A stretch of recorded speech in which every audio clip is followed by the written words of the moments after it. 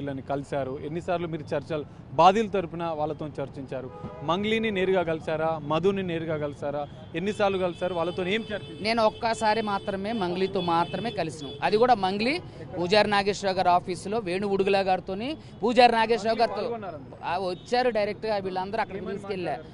నేను ఒకటన్నా, సార్ మీకు డబ్బులు ఇస్తా, నన్ను ఇందులో నుంచి నా మీద వచ్చిన వీడియోని, నా తమ్ముడి మీద వచ్చిన వీడియోని మావి తీసేయండి, మీకు డబ్బులు ఇస్తా, మీకు చెప్పండి, నేను సారీ చెప్తా, మిమ్మల్ని తిట్టా, మిమ్మల్ని సారీ చెప్తా, ఇప్పటికీ చూపిస్తా, సారీ అండి మిమ్మల్ని నేను తప్పుగా మాట్లాడా అని చెప్పేసి ఎన్నిసార్లు చూపించానండి, ఇప్పుడు చూపిస్తా, నో ప్రాబ్లం.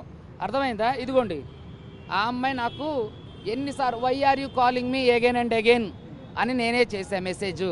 ఇన్నిసార్లు నాకు ఫోన్ చేసింది. అర్థమైందా? ఇన్నిసార్లు నాకు ఫోన్ చేసింది. ఇదిగోండి ఇన్నిసార్లు ఉంది.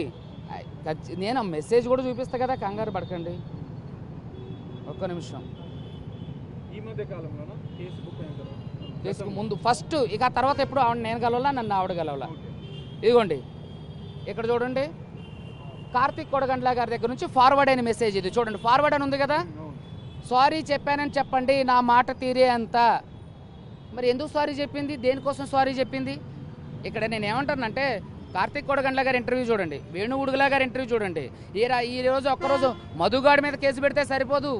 నువ్వు రేపొద్దున బషీర్బాగ్ ప్రెస్ క్లబ్కి రామ్మా, నువ్వు నిర్దోషమని మేమందరం మాట్లాడు, మా బాధితుల తరపున నువ్వు ఎదురుగా ఇదే ప్రధాన మీడియాల ముందు మనం మాట్లాడదాం.